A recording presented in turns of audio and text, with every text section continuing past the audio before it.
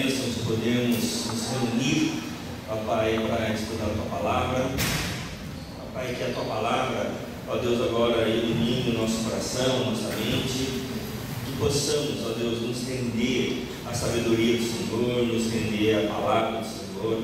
Pedimos, ó Deus, que o Senhor, ó Deus, nos ajude, nos auxilie nesse instante, para podermos, ó Deus, ouvir a Tua voz, estarmos sensíveis, ó Deus, a conceder a Tua palavra, ó Deus, na nossa vida, e assim, ó Deus, frutificá-la. Em nome de Jesus. Amém. Bom, o livro dos Juízes tem muita coisa a falar com a gente, tem muita coisa a nos ensinar. E uma das questões que nós queremos refletir nessa noite é, na primeira parte, sobre o princípio pedagógico. Há um princípio pedagógico na Escritura Sagrada, e na segunda parte, o princípio sociológico. Então, nós queremos conversar um pouco sobre quais são esses princípios importantes para a nossa formação de família, formação da sociedade, formação da própria igreja. Como é que nós podemos estabelecer um princípio pedagógico no nosso lar, como que nós devemos estabelecer essas questões importantes que implicam na rotina da nossa casa, na rotina da nossa devocional, na rotina de cada um de nós. Eu sei que nós estamos chegando ao final do ano, e no final do ano a gente começa a fazer o balanço da nossa vida e projetar o ano que vem. Então, quando a gente projeta um ano, por exemplo, uma das questões importantes é a gente estabelecer a nossa agenda. E Juízes vai estabelecer bastante critérios para nós com relação a isso. Então, um princípio pedagógico importante, quando nós passamos a entender a Escritura Sagrada, qual é o foco do nosso ensino, qual é o foco do nosso aprendizado. E nós vimos na semana passada que há um foco. Em Deuteronômio 4 e Deuteronômio 6, nós vimos que há um propósito. Qual é o propósito lá em Deuteronômio 4 da uma vida de sucesso? Nós vimos que lá em Deuteronômio 4 e Deuteronômio 6, o princípio é que tudo seja para a glória de Deus, que Deus seja bendito em toda a terra, que era necessário toda criança ser formada na Escritura Sagrada, eles aprenderem a Escritura Sagrada desde cedo, para que eles pudessem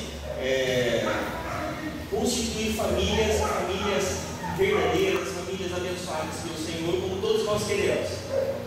E hoje a gente vai refletir e pensar se esse pessoal conseguiu refletir realmente essa família segundo o coração de Deus. Por isso, vamos abrir a Bíblia lá em Juízes.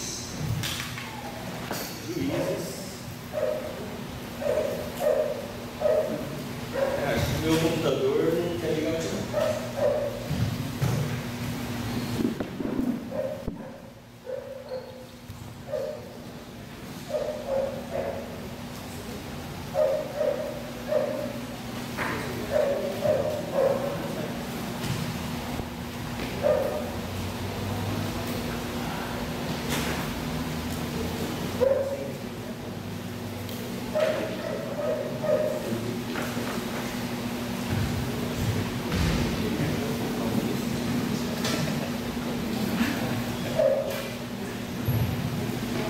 Pois bem,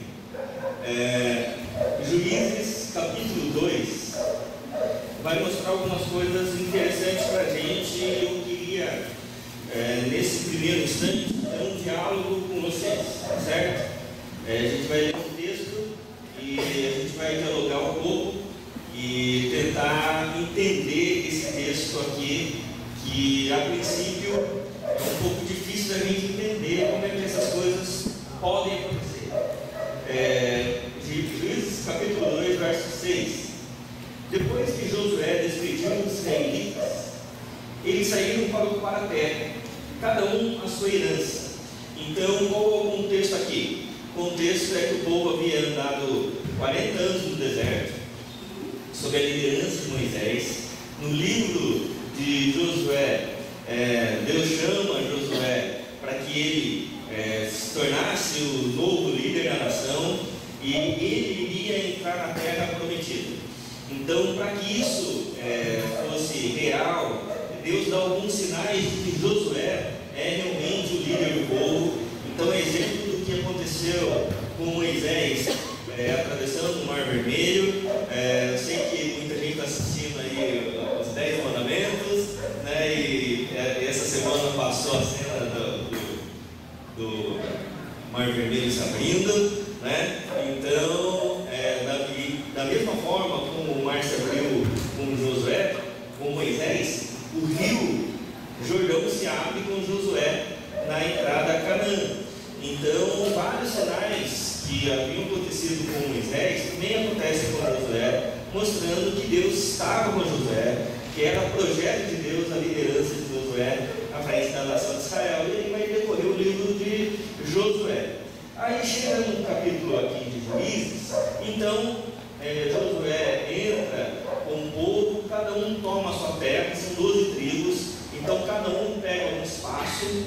E aí o texto continua: o povo prestou culto ao Senhor durante toda a vida de Josué e dos líderes que sobreviveram a Josué e que tinham visto todos os grandes feitos do Senhor em favor de Israel.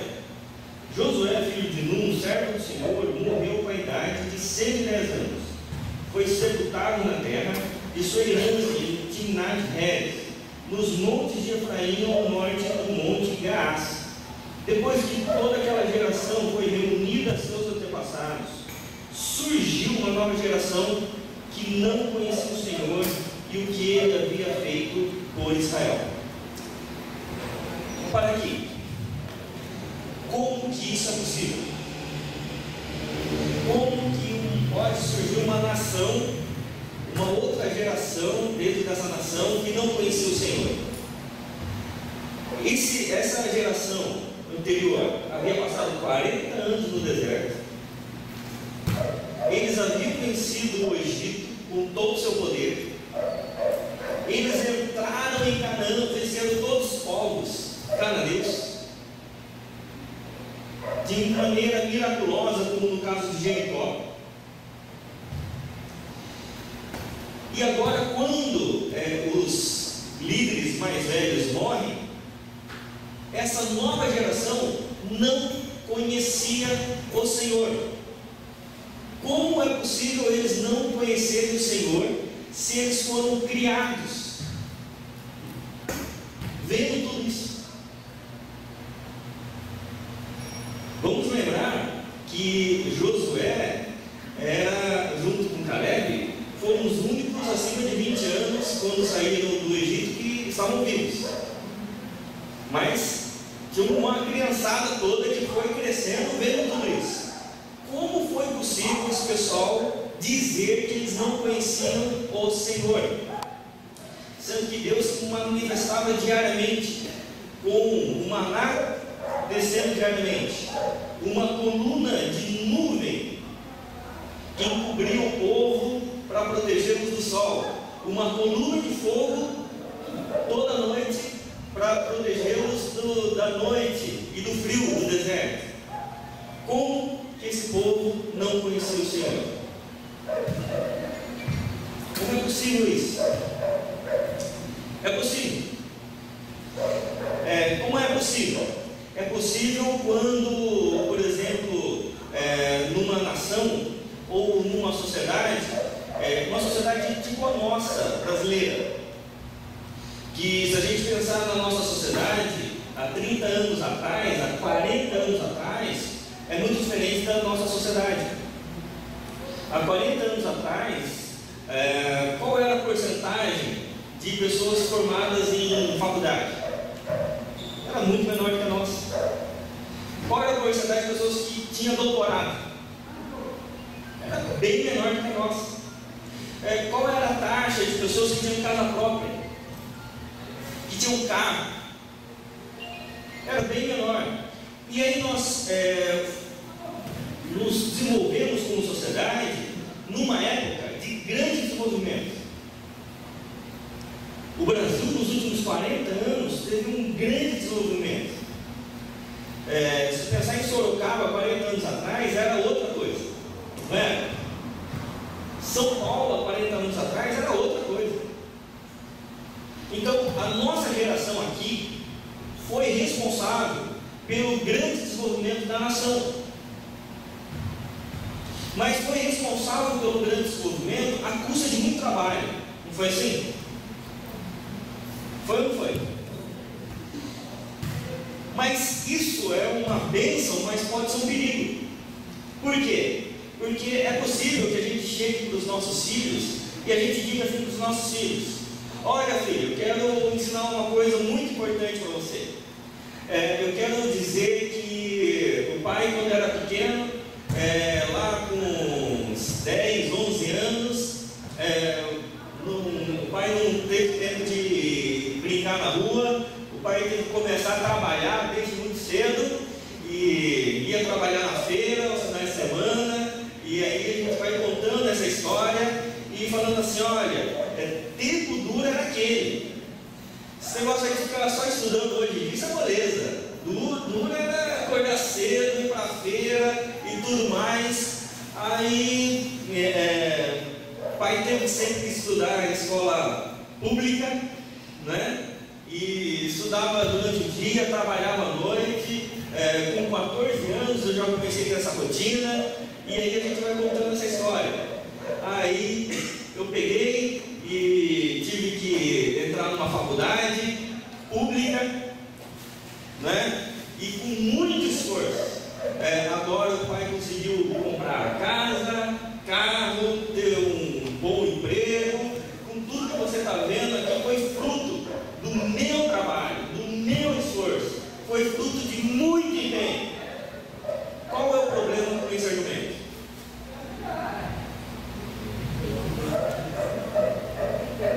Não tem Deus. Cadê Deus na minha história? Sabe o que acontece aqui em Josué? Acontece que eles tinham que construir uma cidade, uma nação.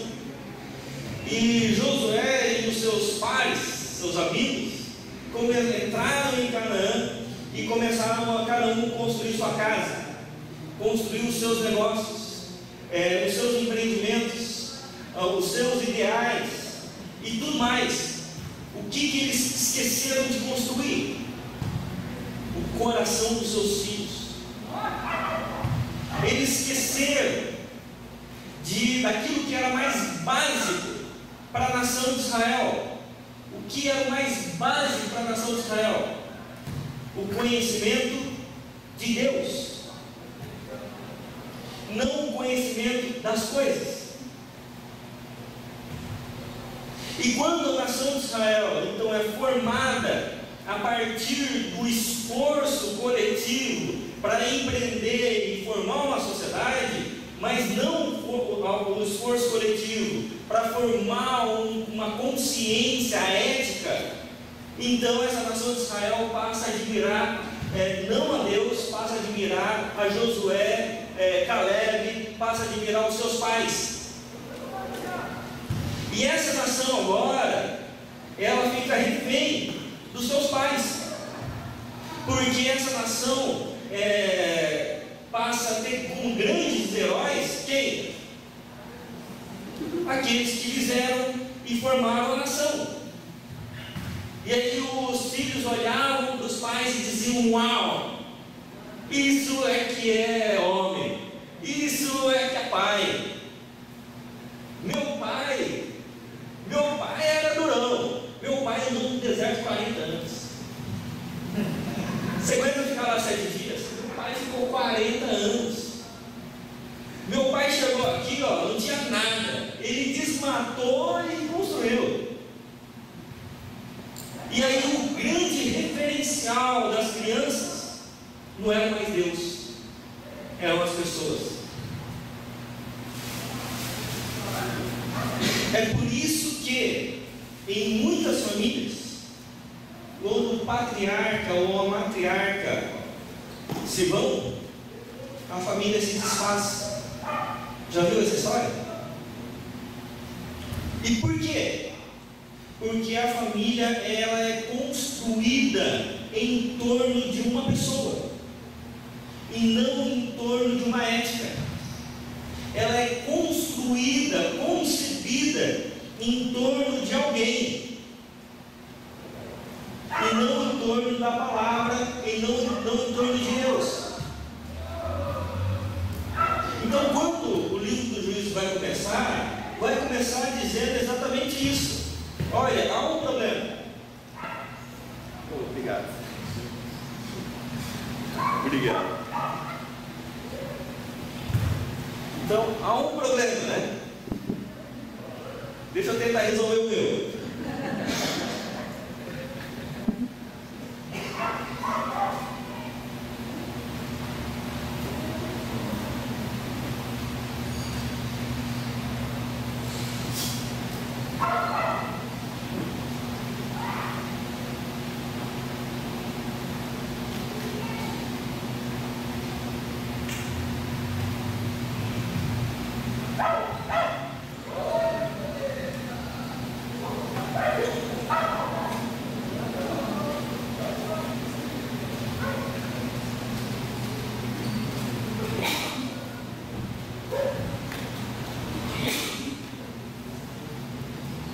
Apareceu ali ou não? Sim.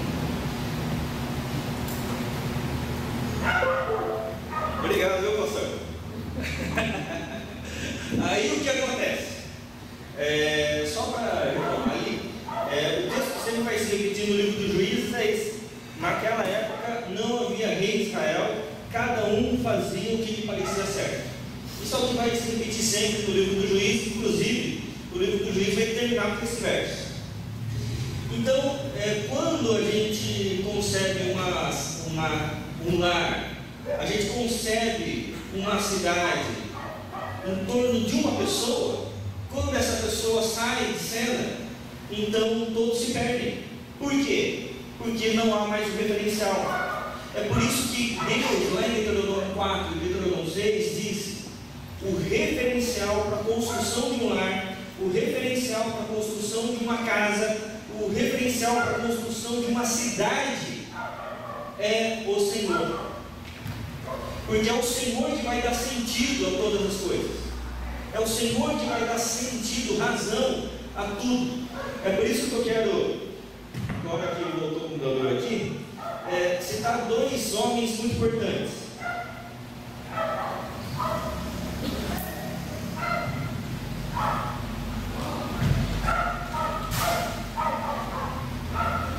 O primeiro é Simon Bauman, no livro A Modernidade Líquida, quando ele vai dizer assim: o advento da instantaneidade conduz a cultura e a ética humanas a um território não mapeado e explorado, onde a maioria dos hábitos aprendidos para lidar com os afazeres da vida perdeu sua utilidade e sentido.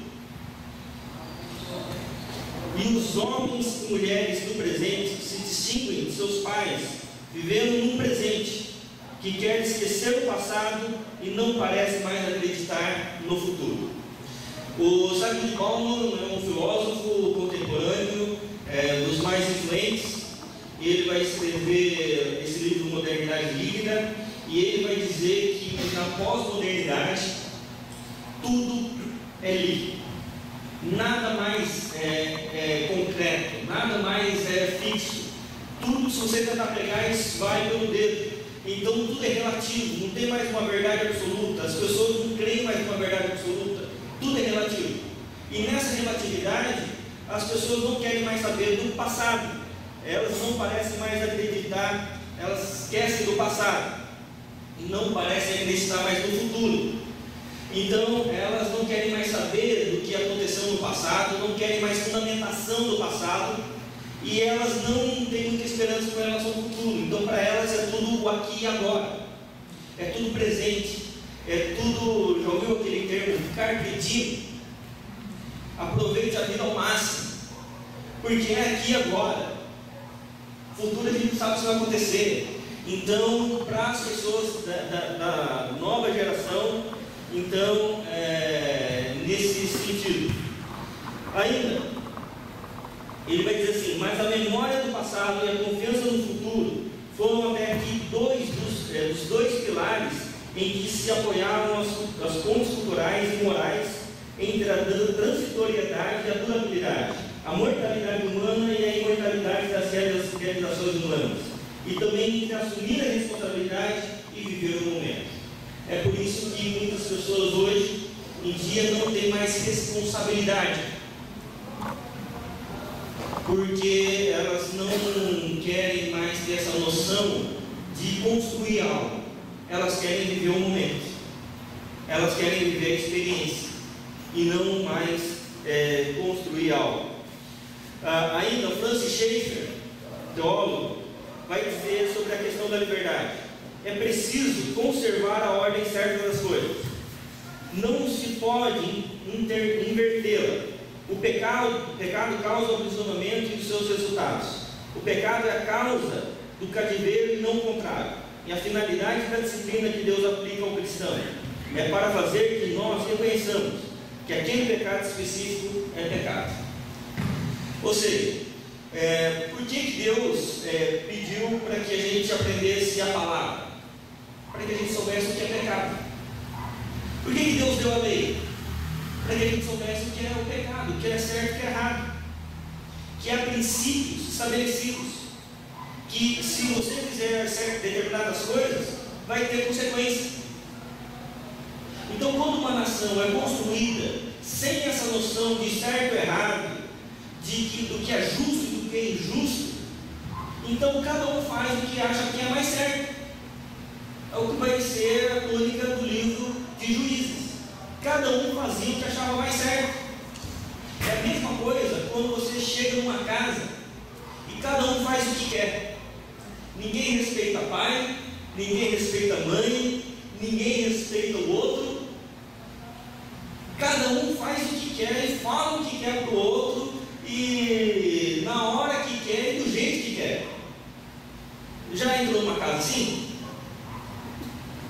Se você já entrou numa casa assim, sabe que está estabelecido lá o caos, a impossibilidade de boa convivência. E por que o caos se instala? O caos se instala onde não há normas, onde não há regras, onde não há lei, onde cada um faz o que quer com um suposto critério da liberdade,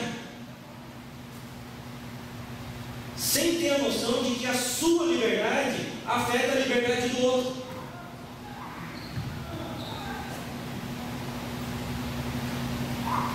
E a lei não foi dada para tirar a liberdade de todo mundo, mas para normatizar a liberdade de cada um, e onde a liberdade de um afeta a liberdade do outro. Então, uma nação, ela precisa saber, nós precisamos saber, que há um princípio pedagógico importante que Deus dá a nós. E esse princípio pedagógico, esse princípio formativo, é a palavra, é uma verdade absoluta. Embora a gente viva num mundo de relativos, onde tudo é relativizado, há absolutos formados por Deus. Tá certo? Na segunda parte eu vou falar um pouco até onde chega essa sociedade sem limites. Mas antes eu quero só rememorizar o projeto de Deus, a missão de Deus na história. E nessa missão, o princípio pedagógico e a desorganização familiar. Primeiro, eles estavam, eles não conheciam o Senhor. E por que não conheciam o Senhor? Porque o povo deixou de falar. Porque o povo estava muito empenhado na construção das suas coisas. É mais ou menos assim. Antigamente, havia um hábito entre os cristãos. E era um hábito que foi se perdendo com o passar do tempo. Aliás, tem um livro muito bom chamado O Poder do Hábito. Muito bom. não cristão, mas é muito bom, e que vai falar um pouco daquilo que eu estou falando agora, que esse poder do hábito, ele vai trazendo consciência a nós, daquilo que nós precisamos ser e fazer. Então, havia um hábito antigamente, que era, toda vez que as pessoas iam se alimentar, elas faziam o quê? Oravam, né? Numa época onde a rotina das pessoas era mais uniformizada,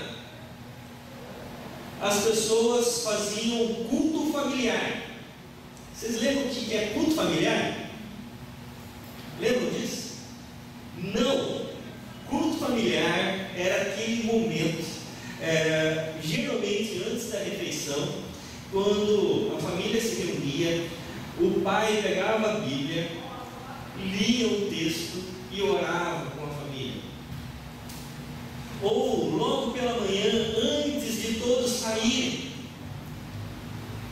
o pai pegava a Bíblia, lia o texto da palavra de Deus e todos iam embora. Era um culto que não demorava 1 hora não, demorava 5, 10 minutos, né? E aí esses hábitos foram se perdendo ao longo do tempo. Foram se perdendo. E por que foram se perdendo? Porque agora a gente tem outra dinâmica de vida.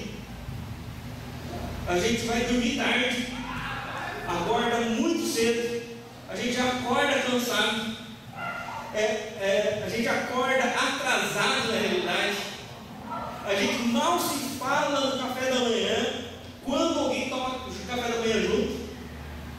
Lá em São Paulo, as padarias de manhã são lotadas, né? Porque o pessoal toma café tudo na rua, não é assim? E aí ninguém se vê durante o dia. Por quê? Porque todos nós estamos ocupados, correndo atrás das nossas coisas. Todos nós estamos correndo atrás dos nossos objetivos, que nós traçamos todo final de ano. O problema é que, à medida que a gente corre e dedica todo o tempo às nossas coisas, a gente esquece de que nós não temos nenhuma das coisas, tudo é de Deus, e nós somos de Deus. E antes de correr, a gente deveria perguntar: Deus, para onde?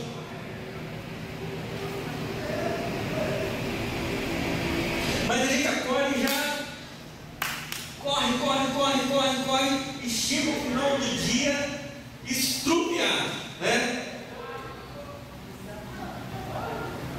Cansado, nem quer conversar com os filhos, muito menos abrir a Bíblia, porque a gente correu atrás das nossas coisas. Essa dinâmica era o que acontecia na época de Josué. Eles não conheciam o Senhor. Por quê? Porque Josué incorreu no erro. Ele foi um grande homem de Deus, mas ele incorreu no erro. Que erro? Não ensinou os filhos a temerem a Deus. É por isso que os filhos fizeram o que o Senhor reprova. Aqui em Juízes, o texto vai continuar dizendo, o verso de número 11: então os israelitas, que são os filhos, fizeram o que o Senhor reprova e prestavam culto aos Baalins. Fizeram o que o Senhor reprova. A pergunta é: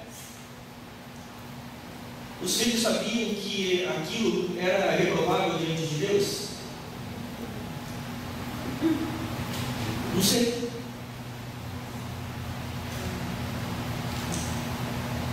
Hoje em dia há uma revisão de muitas coisas, e pessoal, vamos tomar cuidado.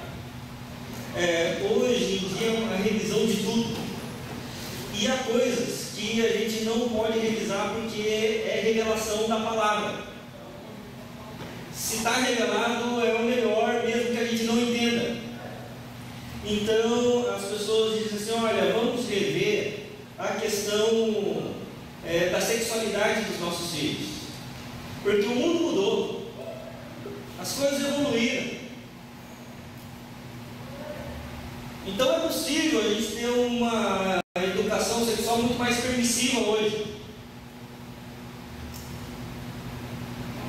É possível, isso está acontecendo.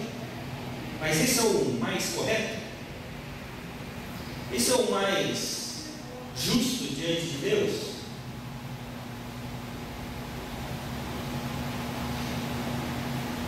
Então, se a gente não ensinar aos nossos filhos o que Deus pensa, eles vão pelo pensamento de outras pessoas e de outros filósofos que estão aí falando um monte de bobeira. É mais ou menos assim. A Bíblia fala para nós educarmos os nossos filhos na disciplina, não é isso? Aí vem os da nossa época e diz: olha, mas na realidade você não pode dizer não para o seu filho. Sim. Você não pode fazer isso, você tem que conversar com o seu filho. A Bíblia fala sobre a vara. Esse negócio é muito complicado, porque a Bíblia é muito antiga, a Bíblia ficou atrasada. Então, vamos rever isso. Ao invés de você falar não para o seu filho e repreender o seu filho, você chega para o seu filho e fala assim: filhinho, mamãe não gosta.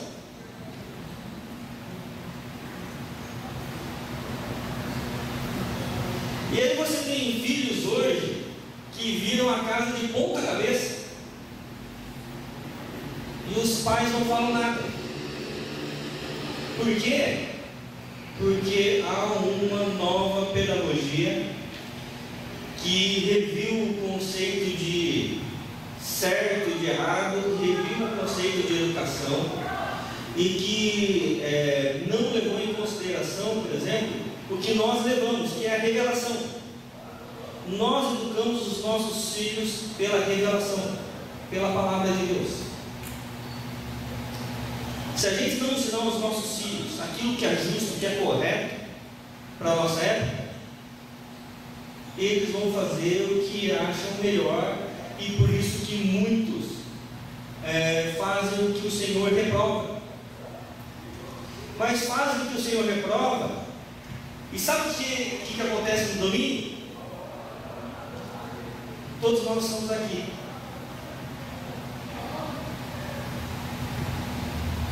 Todos nós estamos em alguma igreja. Por quê? Porque há um pensamento vigente de que há algumas coisas na Bíblia que já ficaram para trás. Alguns ensinamentos da Bíblia que já não são mais atuais. E a gente muitas vezes prefere os textos que mais nos agradam. Então, quando se trata de alguns assuntos, a gente fala: com relação a esse assunto a Bíblia já ficou para trás, então eu uso outros textos.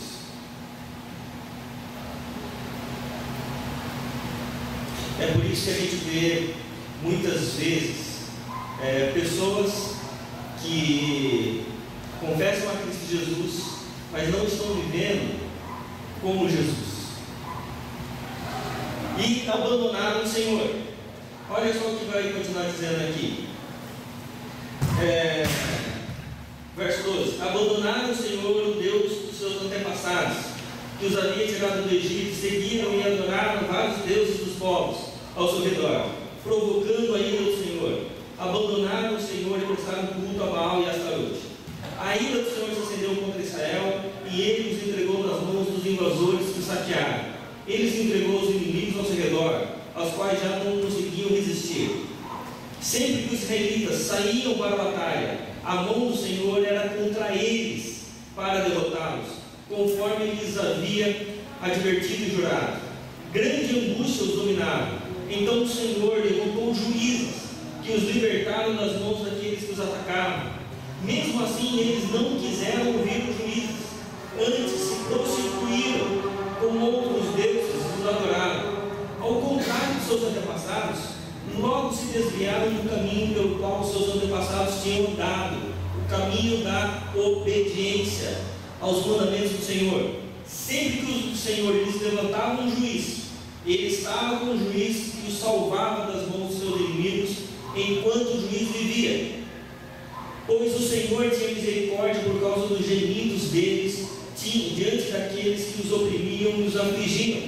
Mas quando o juiz morria, o povo voltava a caminho ainda piores do que os caminhos dos seus antepassados, seguindo outros deuses, prestando-lhes culto e adorando, e recusavam-se a abandonar suas práticas e seu caminho obstinado.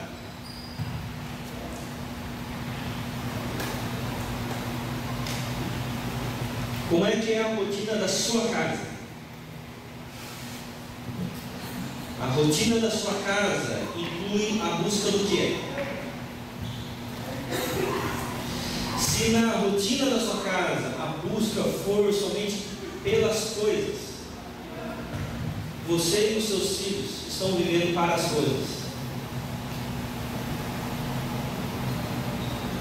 Se a rotina da sua casa for direcionada pelo Senhor e pela sua palavra, então a sua vida, a sua família é direcionada pela palavra. É por isso que há três questões que o Paulo vai dizer que é a característica da sociedade moderna. A primeira é o narcisismo. Muito movido por aqueles que não conhecem o Senhor. O que é o narcisismo? É a idolatria do eu. Eu me amo. Tem uma música que fala assim, eu me amo. Eu me amo, né? A pessoa que não que se ama tanto que se auto-retrata.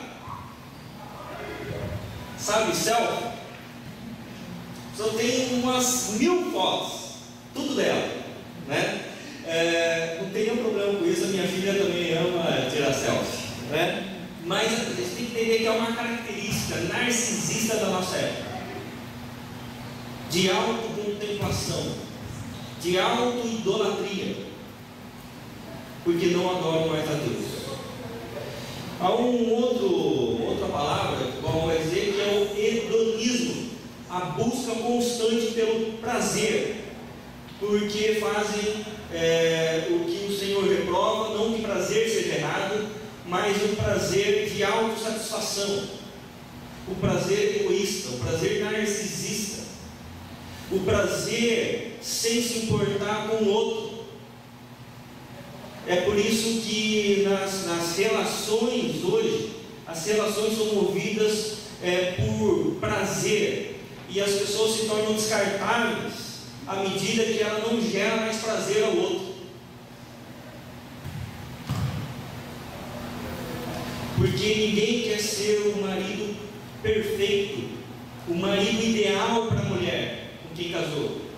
A pessoa quer que a mulher seja a pessoa ideal para ele.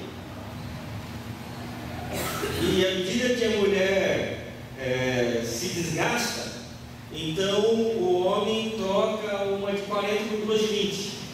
Não é isso que o pessoal diz hoje? Por quê? Porque é hedonismo, a busca pelo prazer sem se importar com o outro.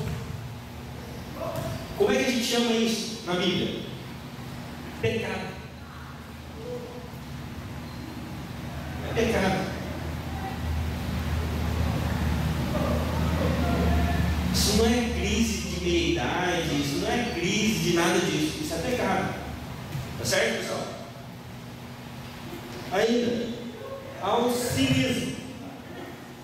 O cinismo é daqueles que abandonaram o Senhor e diz assim: você vai conversar com a pessoa é altamente narcisista, a pessoa é altamente hedonista, aí você vai conversar com a pessoa, fala assim: olha, você está numa vida de pecado, você tem que tomar uma decisão. Aí a pessoa vira para pastor, Jesus está aqui, ó, no meu coração.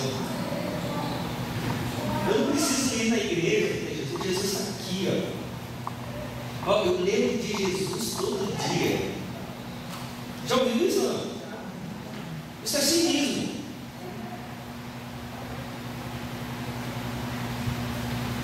Porque se você confessa Jesus, você vive Jesus.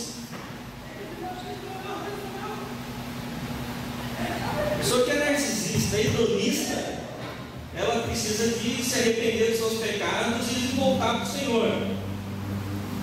Certo? Por quê? Porque essa concepção de vida sem normas e com liberdade, sem respeitar a liberdade do outro, gera uma sociedade doente, gera uma sociedade caótica. Teve uma pessoa falando no Roda Viva, esqueci o nome dela, mas ela falando sobre sociedade, formação da sociedade a partir da Revolução Sexual, uma ateia, e ela falando que o grande problema da sociedade é que nós esquecemos os nossos valores judaico-cristãos. Ateia. E ela falou que essa discussão de transgênero é a completa evidência que a nossa sociedade faliu. Camille Paglia. Hã? Camille Paglia. Camille Paglia. Exatamente. Vem essa entrevista dessa mulher no Roda Viva. Excepcional. Uma mulher que ateia, que nos anos 60 foi movido por essa ilusão da liberdade. Hoje ela faz o raciocínio de que nós perdemos o referencial, nós perdemos a linha da vida, porque optamos pela liberdade sem limites, e a liberdade sem limites leva a caos, leva a aprisionamento, como já diz a palavra. Então, irmãos, finalizando essa primeira parte, juízo é duro, juízo é complicado, mas terminando essa primeira parte, a gente tem que rever a nossa agenda. A gente não pode cair no erro que Josué caiu. A gente tem que cuidar dos nossos filhos. E cuidar dos nossos filhos não é só dar boa escola, programar a viagem no final de ano e dar um belo presente de Natal. Cuidar dos nossos filhos é abraçá-los dia a dia. É dizer: filhos, eu tenho uma coisa importante para dizer para vocês. Vamos abrir a Bíblia. Deus nos ama. E Deus ama particularmente vocês. Vocês vão sair para a rua e vão tocar a vida de vocês. Deus vai estar com vocês. Isso faz diferença? 5 minutos. Ore com seus filhos. Leia a Bíblia com eles e os abençoe. As minhas... Estou falando isso. Mas teve uma época que os filhos chegavam e pediam bênção. Lembra, certo?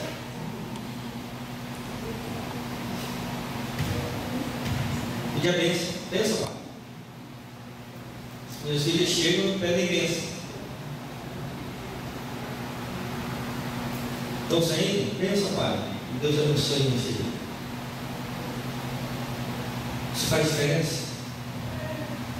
Isso faz. Isso faz. A gente precisa rever nossa agenda. Reveja sua agenda. Reveja onde está o seu coração. Reveja onde está a sua motivação. E reveja quem reflete a sua agenda. E que Deus possa dar a cada um de nós as condições para rever tudo isso e a gente tomar uma decisão. Que Deus seja o centro da nossa existência, da nossa agenda e das nossas motivações. Amém? Que Deus nos abençoe. Até daqui a pouco, depois do lanche. E achei interessante porque converso muito com a minha esposa sobre essas questões, né, da primeira infância. Minha esposa é pedagoga, né, gosto muito de pedagogia, e ela fala muito dessa primeira infância. A Bíblia fala muito que é uma das fases mais importantes na formação de uma criança. Queria que a Márcia repetisse para todo mundo aqui que ela disse para mim. A primeira infância, nós temos uma pedagoga aqui também, a Miriam. A primeira infância, ela ocupa um espaço cronológico de 0 a 3 anos de idade. A disciplina, nós só podemos instituir ou só ensinar para a criança de 0 a 3 anos. E aí o que eu disse ao pastor Fábio é que Freud disse assim, né, que mede-se o nível de inteligência do ser humano pelo número de vezes em que ele foi frustrado na infância. A frustração é o não. Quando a criança acha que ela pode tudo e ela não tem um não, ela vai ter uma personalidade e uma inteligência reduzida. Só para ilustrar, né, o que é o não, a criança quando vem correndo, com um bebezinho, que começa a caminhar, que aprende a caminhar, e ela bate o braço ou a cabeça numa mesa, na quina da mesa, o que os pais falam? Não foi nada. Não foi nada, filho, mesa boba, né? Bate na mesa, a mãe bate na mesa, não é isso? Então, para essa criança, o que essa mãe tem que dizer é: você precisa olhar melhor onde você anda. Eu vejo muito isso também nos shoppings, né, nas lojas. A criança, quando começa a bater o pé que ela quer, e aí faz um escândalo com a mãe, ela quer, e ela chora, e ela se atira no chão. O que as mães falam? Olha, pare com isso que o guarda vai pegar você. Ah lá, o guarda está vindo. Ah lá, a moça está ficando brava com você. Na igreja eu pastor. Principalmente se ela é brava. Não tem a cara de brava.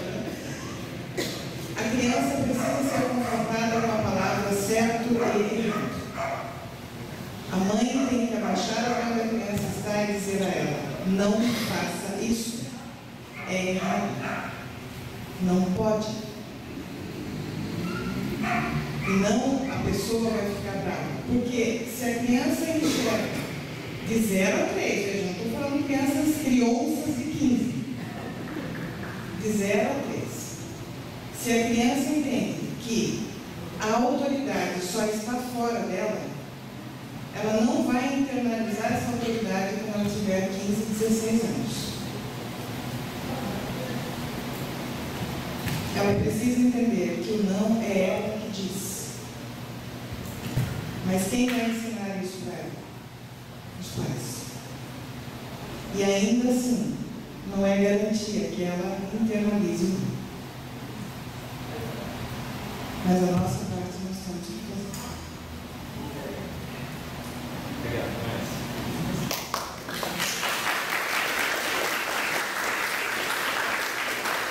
É isso aí. E, de fato, educação é uma das tarefas mais importantes e a gente tenta fazer o máximo e o melhor. E garantia ninguém tem, né? A única garantia é daquilo que a gente pode fazer. Bom, e obrigado, Márcio, foi muito bom. Por isso que a Bíblia e a ciência elas sempre vão convergir. Obrigado. Agora, a missão de Deus e o princípio sociológico, a sociológica e a sociológica, né? É um texto que sempre vai se repetir no livro dos Juízes, e o livro dos Irmãos Karamazov, do Fyodor Dostoiévski, um livro excepcional, é o meu livro de cabeceira, livro que eu leio toda vez que eu vou dormir. Ele vai dizer, tem uma frase muito importante que diz assim: se Deus não existe, então tudo é permitido. Se Deus não existe, então tudo é permitido. E eu quero refletir um pouco sobre como é que sai da casa essa desestruturação, essa falta de compreensão de limites, e como é que resulta na sociedade, como é que vai chegar na sociedade. Então nós vimos isso, e agora a missão de Deus e o princípio sociológico. Esqueci de mudar ali. O mesmo princípio continua em Deuteronômio 4 a 6, mas agora a gente vai analisar de Juízes 17 a 19. E vai começar com o capítulo 17, onde os valores e a moralidade são invertidos. E é interessante que vai começar com a conversa de um filho e uma mãe.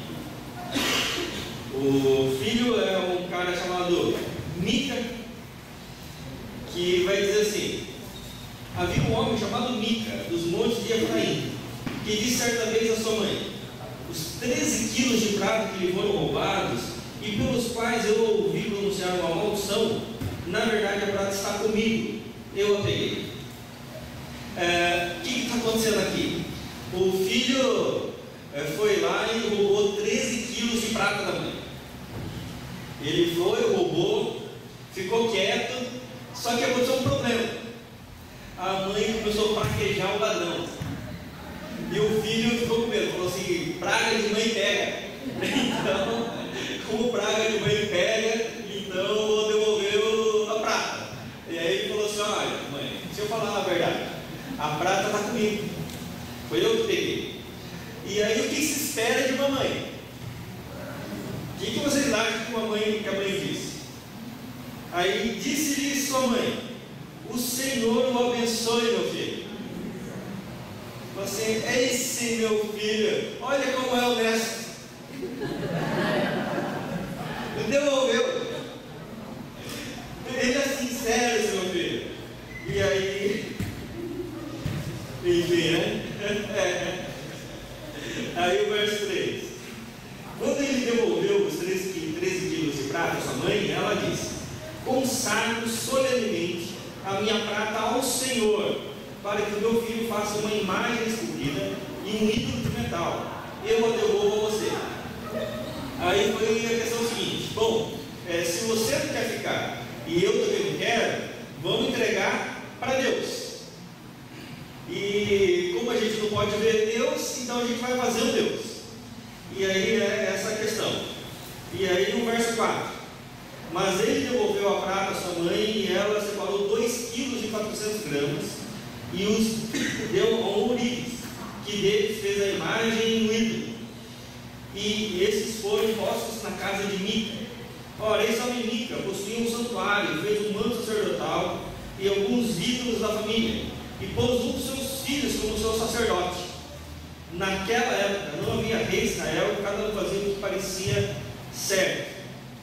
O que aconteceu? Esse Mica era um cara que tinha uma fé. Então, e o que ele resolveu fazer? Falou: vou fazer uma igreja para mim. E aí ele fez um santuário, colocou um dos seus filhos como sacerdote, fez uma imagem, fez um manto sacerdotal e formou uma religião. Já viu isso? Não? Falou: vou abrir uma igreja. Ele abriu a igreja dele, tá certo? Ele abriu a igreja dele e boa. E aí acontece o seguinte: entra uma outra pessoa na história, um jovem levita. Aí você pode pensar assim: legal, chegou a esperança. O levita, homem, servo de Deus, agora vai resolver a parada, né? Vai chegar e vai dar solução, vai aplicar a lei, e aí agora a casa vai entrar em ordem. Vamos ver o que aconteceu. Um jovem levita de Belém de Judá, procedente do clã de Judá, saiu daquela cidade em busca de outro lugar para morar. Em sua viagem chegou à casa de Mica, nos montes de Efraim. Mica lhe perguntou: de onde você vem? Sou levita de Belém de Judá. Respondeu ele: estou procurando um lugar para morar. Fique comigo, disse ele. Seja meu pai sacerdote e eu lhe darei 120 gramas de prata por ano, roupas e comida. Olha só, o cara tinha roubado 13 quilos de prata da mãe. Tinha gasto 2 quilos e pouco para fazer uma imagem. Aí ele encontra um levita. Falou assim: olha, eu preciso de alguém que seja meu pai e meu sacerdote. E vai ser um pai para mim. Aí ele encontra um levita. E aí ele fala: ó, você vai ser meu pai. E aí, por que você vai ser meu pai? Eu vou considerar muito você, eu vou dar para você 130 gramas.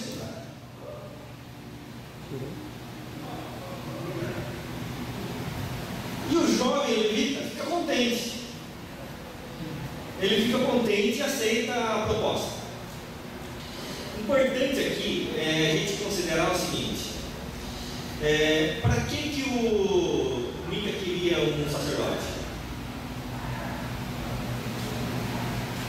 Ele queria um sacerdote para chegar até Deus, ou ele queria um sacerdote por uma utilidade?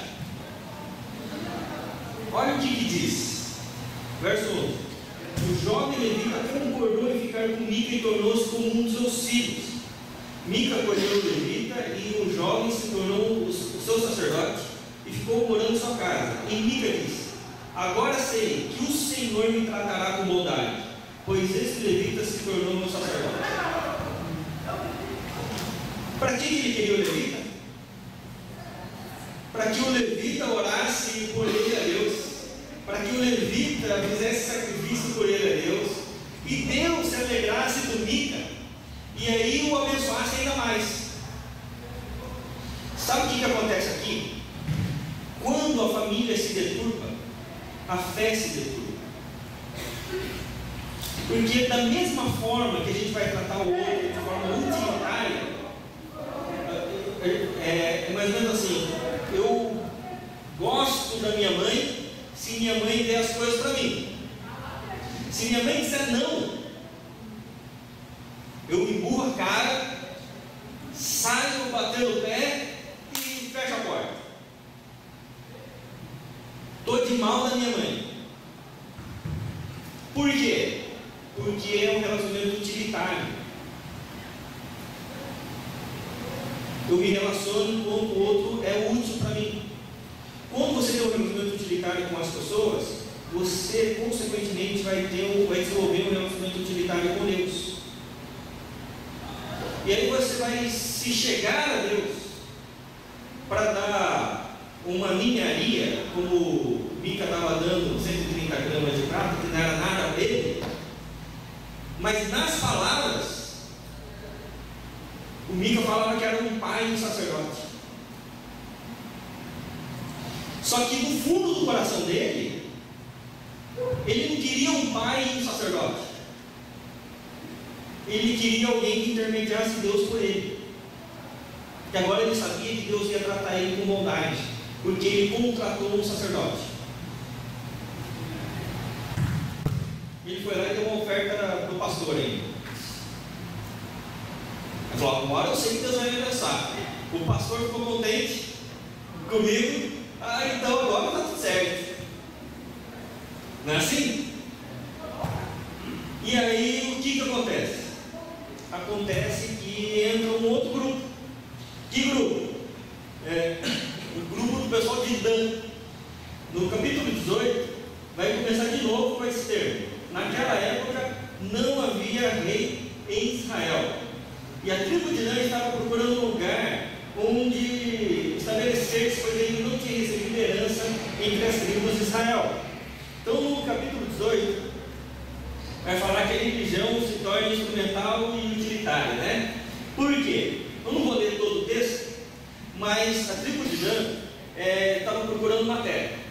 E eles estavam procurando uma terra e de repente eles mandam uns espias, e mandam 5 a 6 espias, e eles chegam na casa de Mica, ficam sabendo que lá tinha um sacerdote, um levita, começam a conversar com ele, e os da tribo de Dan todos armados, prontos para a guerra, homens experimentados na guerra, olham para o levita, jovem, e perguntam assim: pergunta para Deus se a nossa viagem vai ser bem sucedida.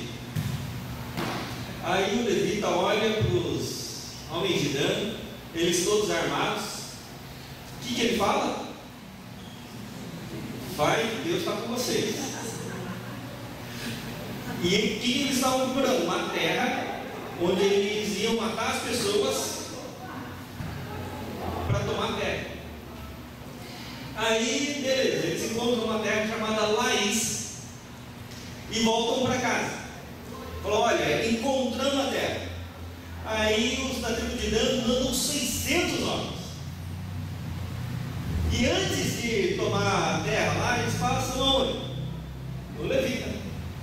Aí eles batem na porta, o levita abre, 600 homens, tudo armado para a guerra. Aí os homens falam assim: olha, a gente vai lá na terra, ora aí para a gente, para ir tudo bem para a gente. O que o levita faz? Ora. O que mais que ele faz? O multidão fala assim: ó, vamos fazer o seguinte, você vai com a gente. Aí o levita fala: mas como assim? Fala: como assim nada? Você quer ser pastor aí de uma família, ou você quer pastor aí, ser pastor de uma cidade? Aí o levita olha, fala: eu quero ser de uma cidade, quero ser uma igreja grande, né? Aí ele vai embora. E aí acontece uma coisa muito triste. Olha só no verso 18.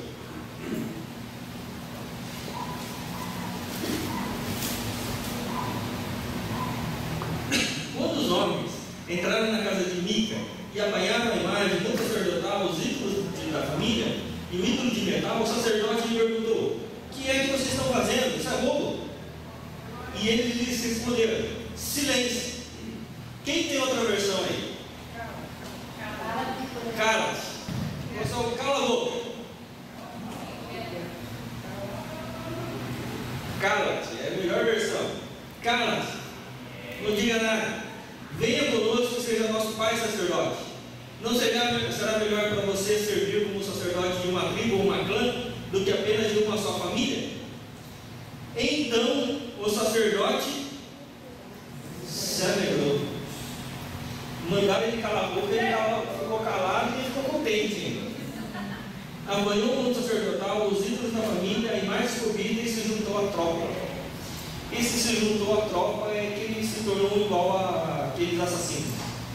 Isso aqui é muito triste, muito triste. Isso aqui é um texto que a primeira vez que eu li me fez me emocionar muito. Por quê? Porque é o que acontece muitas vezes hoje em dia. Quando a religião torna-se instrumental, primeiro que o sacerdote ele perde legitimidade, porque ele vive por causa do dinheiro, e de dinheiro que é uma miséria, que é 130 gramas de prata, e ele aceita qualquer oferta que lhe faça que ele seja mais benéfico. E quando o sacerdote vive pelo dinheiro, ele perde legitimidade. Se ele perde legitimidade, ninguém leva a sério. Quando entra num embate, ele pode correr o risco das pessoas dizerem assim: fica quieto, que aqui você não manda, porque aqui quem manda é quem tem dinheiro, quem tem poder. Infelizmente tem muitos líderes religiosos que perderam legitimidade. Se você ligar a TV, você vai ver um monte. Mas ainda, esse sacerdote, ele se alia àqueles que são danosos à própria sociedade. É mais ou menos assim. Lá nas comunidades de São Paulo, Vermelhinho do Matarazzo, onde a gente tem uma congregação lá, os nossos irmãos dizem o seguinte: que tem igreja que os gerentes da região, os gerentes são os pessoal, né, que manda no lugar, e aí eles, antes de assaltarem caixa eletrônico, antes de fazerem algum negócio, antes de fazerem alguma coisa, eles passam na casa de quem? Do pastor. E falam assim: pastor, faz uma oração aí pra gente, porque a gente vai lá e a gente quer que Deus nos guarde.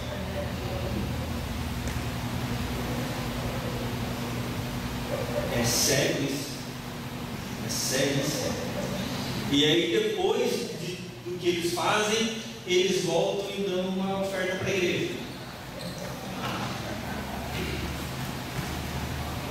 É mais ou menos assim e de um outro jeito. Às vezes, um alto executivo chama o pastor lá no seu escritório chique, o pastor chega e o empresário diz assim: pastor, estou fechando um negócio aí, se der certo, dízimo da igreja vai garantido no ano inteiro, então vamos entrar em oração, jejum, para dar certo o negócio.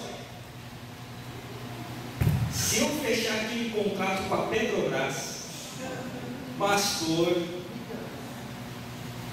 também. E aí, do ano inteiro está garantido? Do ano inteiro. Então vamos orar, vamos fazer uma campanha de jejum e oração. Por quê? Porque se junta a troca. Não tem mais discernimento crítico do que é certo ou errado, porque a fé se torna utilitária, a religião se torna utilitária, a religião se torna um meio de se alcançar Deus, para ter os benefícios de Deus e não se tornar submisso a Deus. Percebe? Quantas pessoas estão em busca de Deus por aquilo que Deus pode oferecer, ao invés de buscar Deus por aquilo que elas podem oferecer a Deus?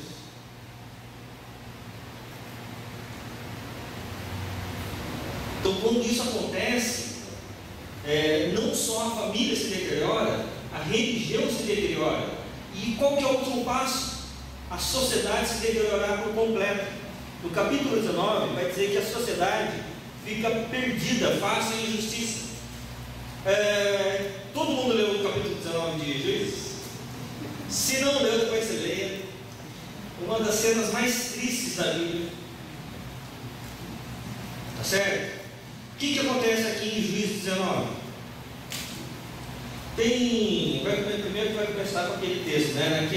Naquela época não havia rei em Israel. E vai contar a história de um outro levita. Um levita que também vem da região de Belém de Judá, como o outro. E ele teve um problema com a sua concubina. Eles brigaram. Ela voltou para a casa do pai e ele foi atrás dela. Aí ele ficou lá na casa do pai, e o pai gostava muito do levita, e era para ele ir embora, e o pai fazia festa, e ficava enrolando o genro. Aí no outro dia eles acordavam, ele fazia outra festa, dava mais bebida para o levita, aí isso era um dia, 2 dias, e foi passando os dias. Aí ele falou assim: quer saber, eu vou embora, vou para minha casa. E aí ele vai embora com a sua concubina. E aí ele está chegando numa cidade e ele fala assim: não, vou posar na cidade dos meus irmãos, porque os meus irmãos são todos crentes, então vou passar pela cidade dos meus irmãos. E ele chega na cidade e ele fica na praça, e na praça ninguém o recebe, até que está passando um senhorzinho e pergunta: o que você está fazendo na praça com a sua esposa? É muito perigoso aqui à noite na praça. Aí ele fala assim: olha, ninguém me hospedou, não estou aqui. Aí ele falou assim: então vamos lá para minha casa, que lá eu vou dar comida para os animais e você vai comer e amanhã você vai embora. Tá bom. Ele foi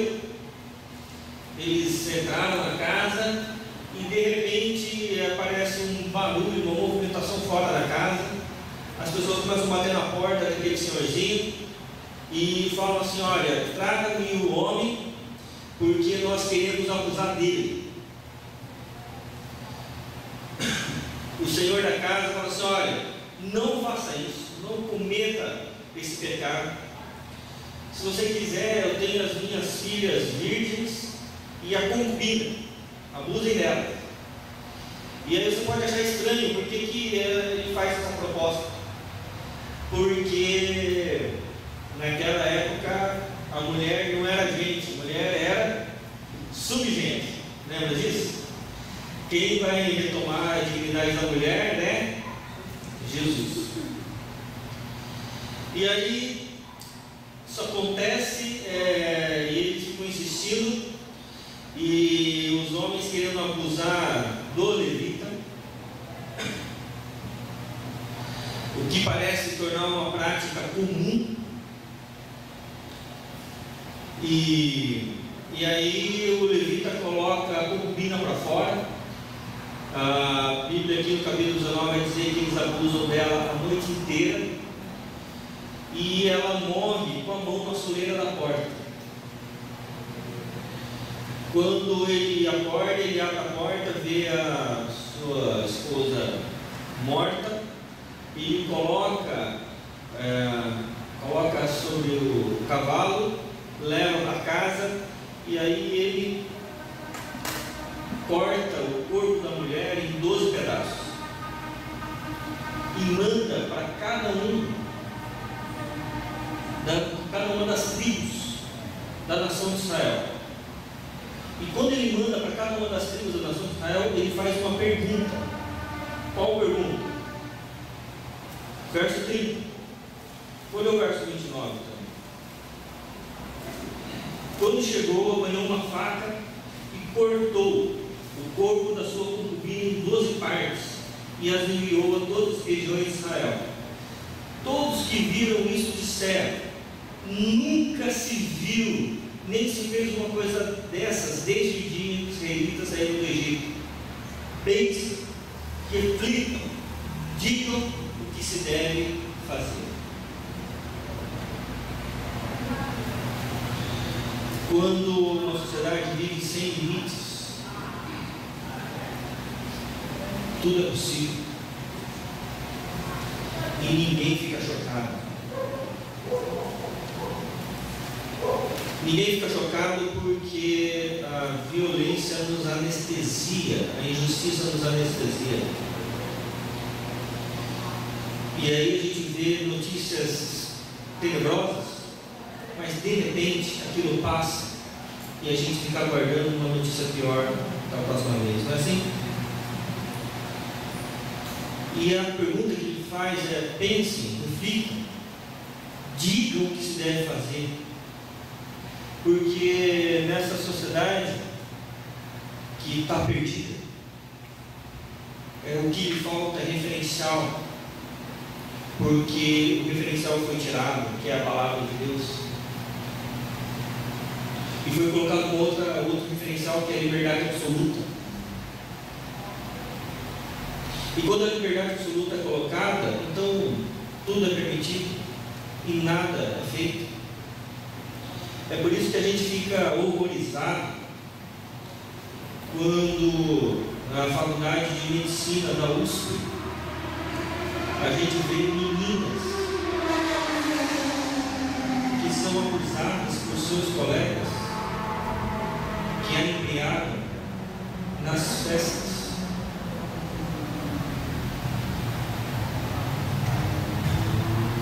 E a gente diz: não é possível que isso aconteça numa faculdade de medicina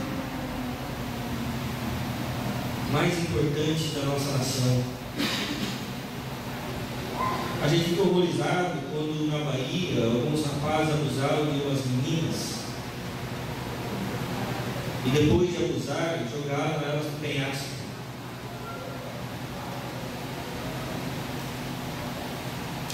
A gente pensa: aonde nós estamos?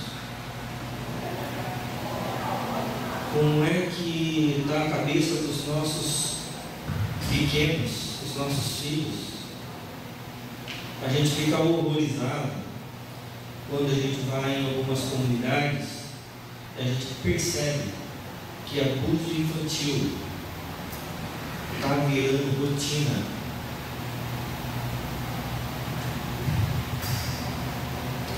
E ninguém faz nada. Ninguém fala nada.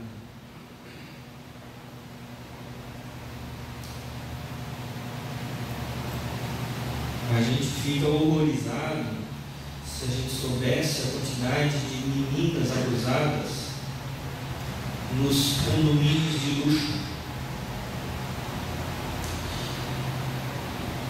E violências de todas as formas que acontecem. Então o Schaeffer, ele vai dizer que é uma linha de desespero.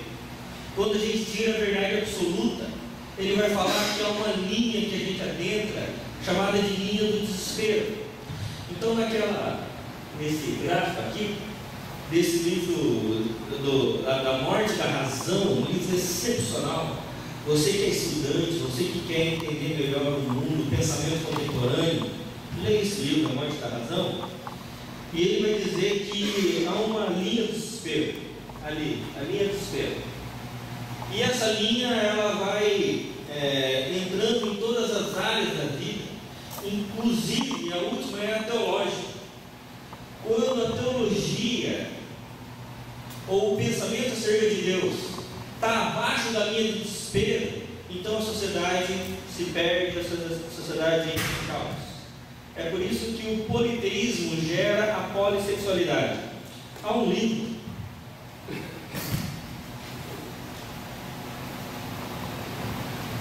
e eu trouxe esse livro do Peter Jones, O Deus do Sexo, porque eu acho que é importante a gente entrar em algumas discussões. E eu quero só ler alguns trechos aqui, porque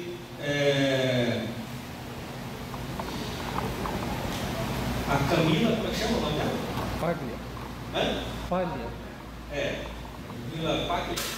Ela escreve Paglia, mas acho que é Palha. Ela, no Roda Viva, falou que essa deturpação era cíclica. E quem vai dizer isso também é esse cara, Peter Jones. O livro da Editora Cultura Cristã. E o livro é O Deus do Sexo, como a espiritualidade define a sua sexualidade. E a gente acha que o grande problema da nossa sociedade é a homossexualidade. Eu quero dizer que esse é um problema que só está começando. Porque há alguns degraus nessa espiral descendente que vai fazendo com que a gente entre em caos total.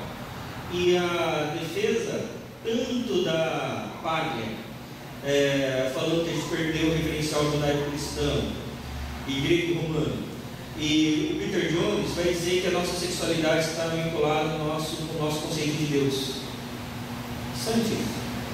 E aí, o teísmo, ele trabalha a partir da relação monogâmica, correto? Porque nós cremos um só Deus, que nos criou, nos fez homem e mulher, por uma relação conjugal monogâmica de fidelidade. Isso é o teísmo. Nós acreditamos. O ateísmo e a relação poligâmica. Então, da mesma forma como se tem os deuses, pode-se ter também muitas relações. E tem uma relação aqui, por exemplo, o feminismo. Ele vai começar que o primeiro passo é a liberação sexual e o feminismo. Então, ele vai dizer assim: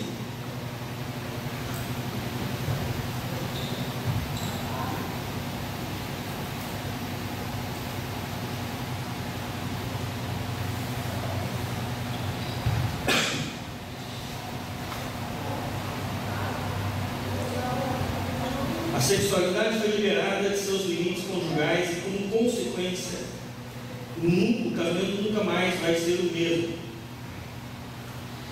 Até mesmo as crianças precisam de liberação, precisavam de liberação. Um artigo publicado em 1973 pela Harvard Educational, Hillary Rodham, que se tornou primeira dama e depois senadora Hillary Clinton, de Nova York, defendeu a liberação de nossos cidadãos crianças, em 73, do império do pai. Com noções desse tipo, não é de surpreender que um sociólogo famoso pudesse observar que o ideal da família nuclear morreu durante as décadas de 60 e 70. A liberação sexual não é só de gênero, mas é de idade. Então, uma liberação sexual em todos os níveis. Isso gerou uma certa debate quando então a senadora Marta Suplicy, que era da educação, propõe também uma discussão da sexualidade nas escolas. Isso a Hillary Clinton já tinha proposto em 73 nos Estados Unidos. Certo? O homossexualismo é o segundo passo. E nesse segundo passo, vai dizer assim: essa era politeísta pansexual se aproxima cada vez mais em virtude do progresso do poderoso movimento religioso e político homossexual. Religioso e político homossexual.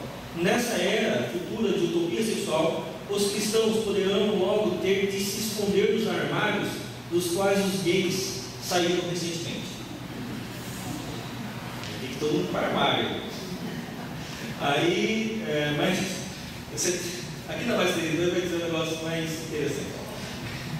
Vai dizer assim: presta atenção. A androginia é um modelo de uma espécie humana futura liberada do sexo dualístico para experimentar a perfeição psíquica. Esse modelo já chegou aos teatros da Broadway, na peça Monólogos da Vagina. Temos de enfrentar o fato de que o feminismo é um movimento homossexual em competição mortal com a heterossexualidade. Henrique Meiko. Então, tudo isso que ele está dizendo é documentado e principalmente ele está colocando aqui os documentos das igrejas nos Estados Unidos em apoio a isso aqui. Androginia. Androginia, todo mundo sabe o que é, né? Quem não sabe? Androginia vem das duas palavras, né? Andros e ginos. É o cara ou a mulher que é homem e mulher ao mesmo tempo. Lembra um tempo atrás de um movimento chamado emo? Lembra? E você olhava para a pessoa, você não sabia se era menino, se era menina. Você falou assim: será que é menino? Você lembra disso ou não? Isso é um movimento andrógeno, filosófico, que veio para o Brasil por meio sendo fomentado por algumas bandas juvenis. Mas tem uma concepção filosófica por trás disso. Uma concepção filosófica andrógena, onde não há mais polaridades, homem e mulher. O rapaz ou a moça era homem e mulher ao mesmo tempo. É por isso que você olhava e falava: não sei se é menina ou menina. Você ia falar? Não? Você entendeu a palavra. Então, no verso não. Olha, a página 44 vai dizer assim: o que acontecerá, está falando sobre o sexo aquariano, dessa loucura de não ser mais nem homem nem mulher, mas ser as duas coisas, andrógeno. O que acontecerá com o sexo desse reino utópico planetário pagão? Porque tem toda uma concepção pagã atrás disso. A importante psicóloga e escritora popular June Singer acredita ter a resposta. O título do seu livro, de 77, androgenia em direção a uma nova teoria acerca da sexualidade. Assim, a verdadeira liberação sexual inclui liberdade para ser tanto homem quanto mulher ao mesmo tempo, na mesma pessoa. Em 77, essa mulher se tornou uma das pessoas mais influentes acerca disso. Ainda,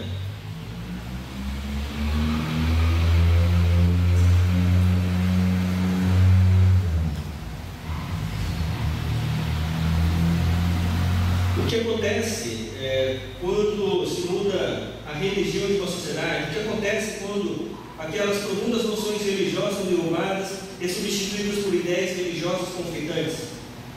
O subtítulo do livro Sensualidade, Espiritualidade e a Transformação da Cultura Ocidental sugere a resposta. Na última geração, bispos tais como o episcopal John Spong e o anglicano David Jenkins exigiram uma nova perspectiva pagã acerca de Deus, que negava a ressurreição e rejeitava todas as outras doutrinas importantes da ortodoxia cristã, sem serem criticados. Assim, não deveria ser surpresa que em agosto de 2003 a Igreja Episcopal dos Estados Unidos votou por uma maioria em favor da ordenação de Jane Robson, um ministro divorciado que vive com um amante homossexual como bispo.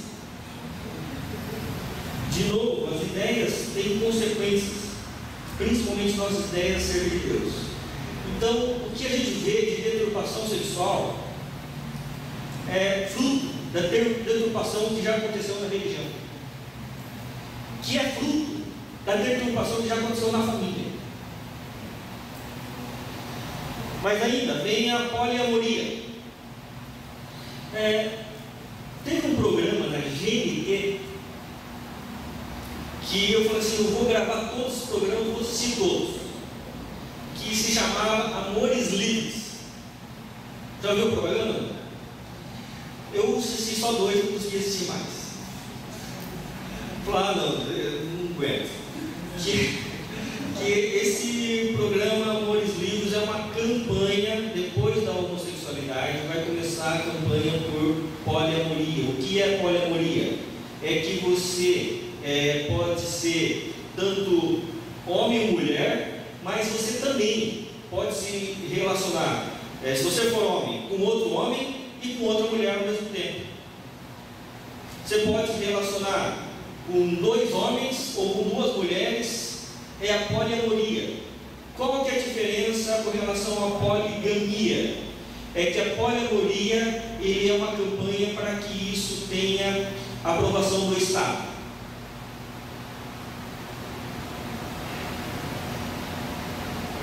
É a fidelidade a 3.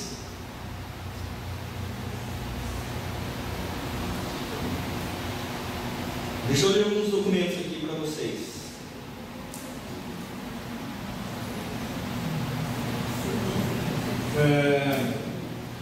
Curtis documenta os lobbies poderosos que estão prontos para reivindicar direitos iguais em favor da poligamia, muitos parceiros conjugais, e da poliamoria, literalmente muitos amantes, isto é, mais de 2 pessoas no relacionamento de compromisso sexual de longo prazo.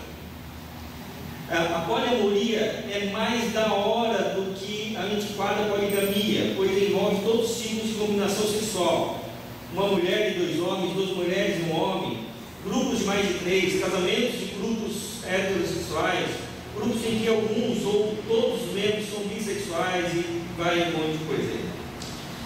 E aí vai dizer o seguinte: as igrejas, o que eu quero que vocês prestem atenção, as igrejas principais também são receptivas à poliamoria. A conferência de 2003, numa conferência teológica na Filadélfia, um encontro ecumênico para cristãos inclusivos em sexo e gênero, celebrou os aspectos espirituais da poliamoria.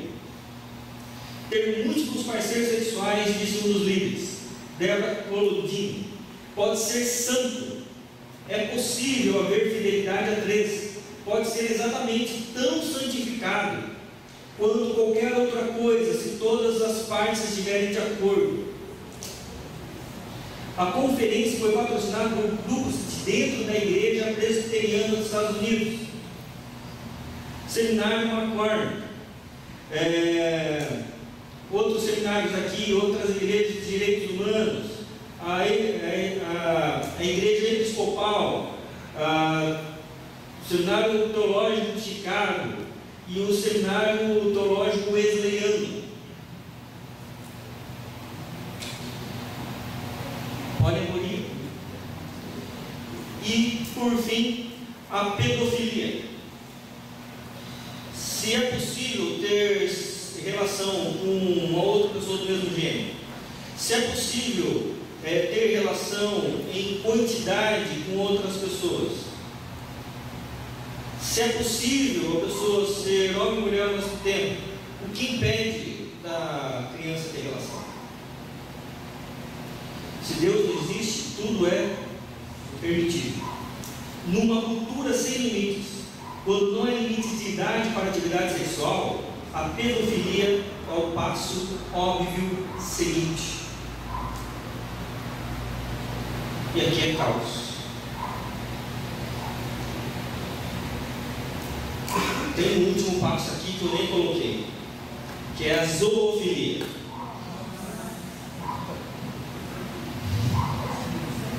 Que é a total bestialidade da identidade humana, quando o homem se torna bestial.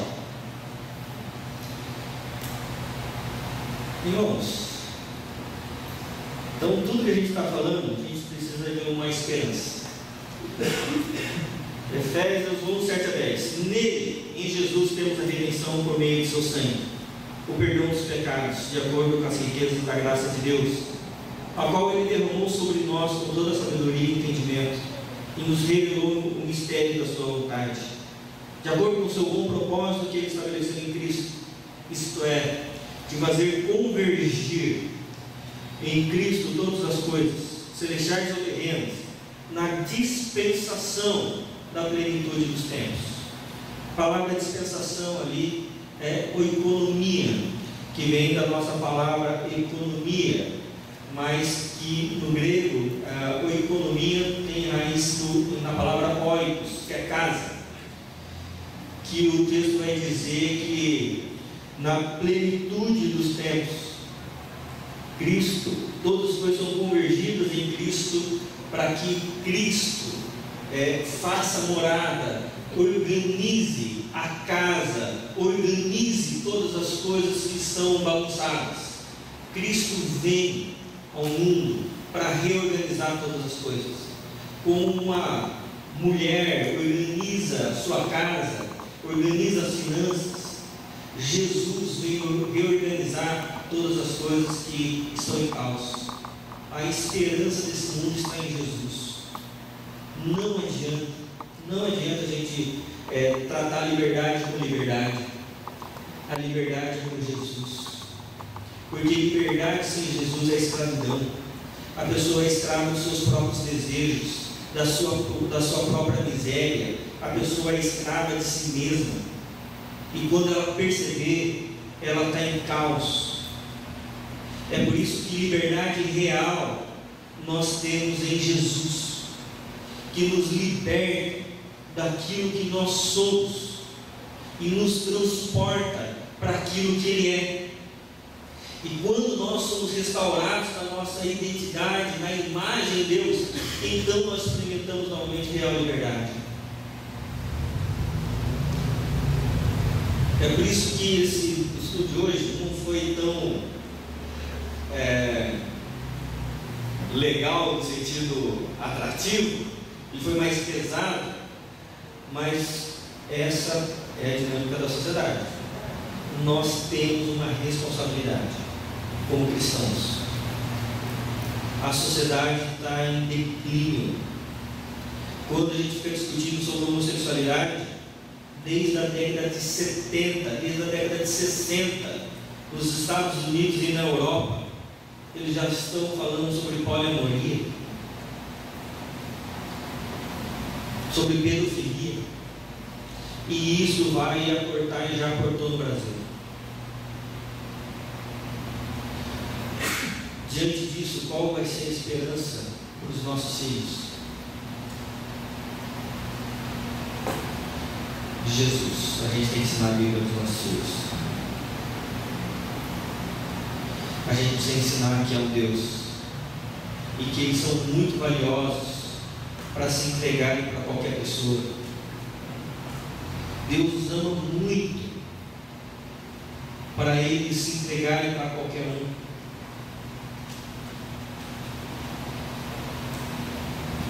Porque se não houver limites, a sociedade entra em caos. A sociedade entra em caos.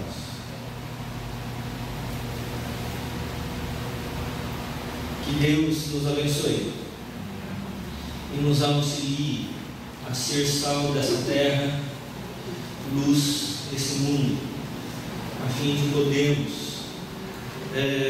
manifestar a graça do Senhor e podermos anunciar o Evangelho de Jesus. Nós temos uma grande missão aqui em Sorocaba. Precisamos ir atrás dos nossos jovens. Precisamos resgatar os nossos jovens e não deixá-los experimentar e nem se iludirem com essa falsa liberdade. Que Deus nos capacite. Vamos orar? Senhor, estudar a Tua Palavra nos traz temor, nos traz, ó Deus, senso de responsabilidade. Por isso, ó Deus, que o Senhor continue usando esta igreja, ó Pai, na proclamação da Tua Palavra, na preservação dos jovens, na preservação das famílias. Ó Deus, que a Tua Palavra continue sendo ensinada e proclamada neste lugar, a fim, ó Pai, de que aqui seja um sinal histórico do Teu reino. Que neste lugar, ó Deus, os jovens encontrem abrigo em Ti, ó Senhor, e que eles possam perceber o quanto o Senhor os ama, o quanto eles são valiosos na Tua presença. Pedimos, Deus, a Tua graça. Pedimos que o Senhor continue agindo na sociedade sorocabana. Que, ó Pai, o Senhor, ó Deus, continue levantando homens e mulheres, proclamando o Teu Evangelho. Ó Deus, para que todos, ó Deus, possam, ó Deus, reconhecer os seus erros, os seus pecados, se converterem no seu caminho, ó Deus, e voltarem-se para a cruz.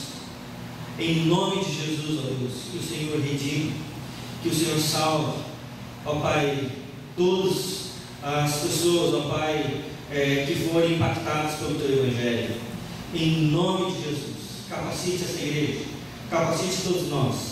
É o que nós pedimos em nome do Senhor Jesus. Amém. Amém, irmãos. Semana que vem vamos estudar Davi, tá bom? Davi é bacana também, tá jóia? Depois de ver Juízes, o declínio de uma sociedade, a gente vai ver como uma sociedade é formada a partir de Davi, tá bom? Então, leiam o 1º e 2 Reis, tá? 1º e 2 Samuel, melhor dizendo, e aí a gente estuda o livro, esses 2 livros estão aqui, tá bom? Deus abençoe e tenham uma boa noite.